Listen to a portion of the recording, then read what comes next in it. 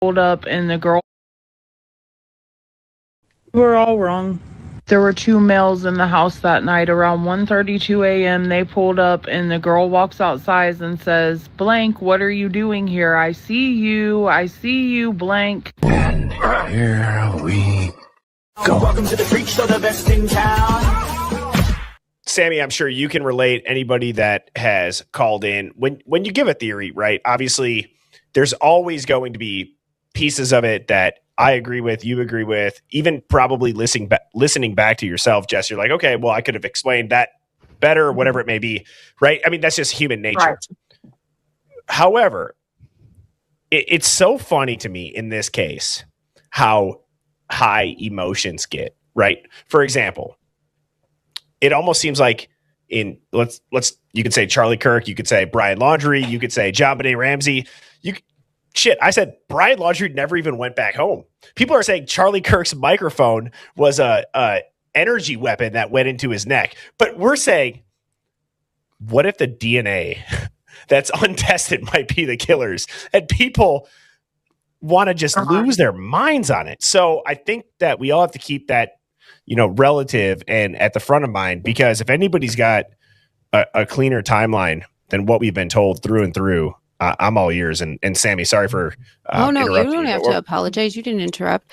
I agreed with you, especially, and I've made this point on lives before, that I believe Dylan was so emotional at that sentencing hearing because it was the weight of the world off her shoulders that she had been holding on to. And prior to that, it was all avoidance and fluffery, where you had articles in the New York Post from her stepmother saying how difficult it was for her, even though she was partying in college, which is fine, whatever. Right.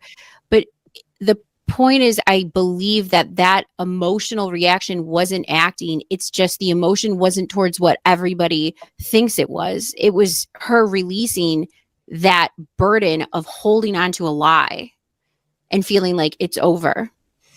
Yeah. I agree. And so and not having to get cross-examined on this horse shit. Wait, you mean you might feel a little bit more comfortable when you're in the middle of every interview that's ever been recorded and publicly released, where they say, "Sammy, just want you to know you're not in any trouble." Like, this is a unique situation and we just want to get answers. And maybe after the fact, if you do remember something, just call us. You got our card.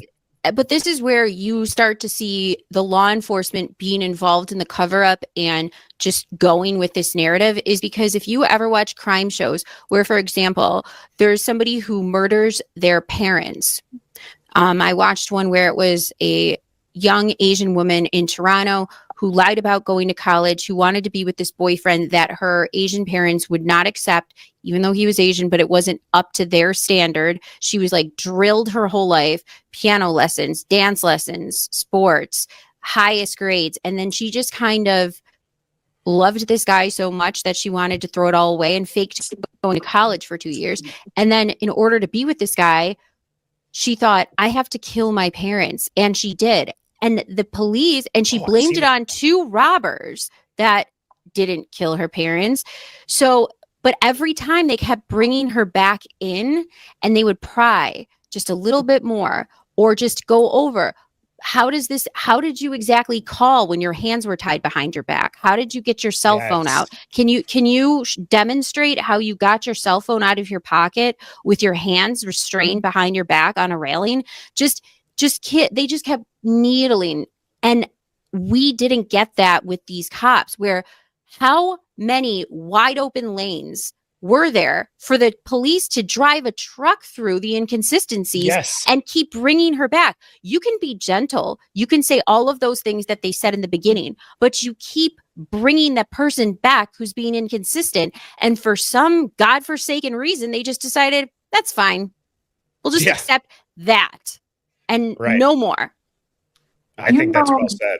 Go ahead, Jess. It really just blows my mind because, like, think about, I've watched tons of interrogations, dude. Have you ever seen them be a quadruple homicide and they're just like, everything's okay, man, it's fine. They'll pry for nothing. Usually they're like, this is her picture. Show us who she is. What do you know about her? And I understand they're college kids, man, but it's like, even the interrogations feel off, you know? And I've seen cases just like the one you saw, a man who lost his job and he didn't want his wife to find out. So he literally ended up unaliving the entire family and his brother stopped him at like the very end. I mean, but why was the investigation not done correctly? I mean, down to how many crime scenes have you seen where there's like no evidence markers? How is there no evidence? That's what gets me, dude. How is there no, and the evidence we do have is like, well, we can't test it. Sorry.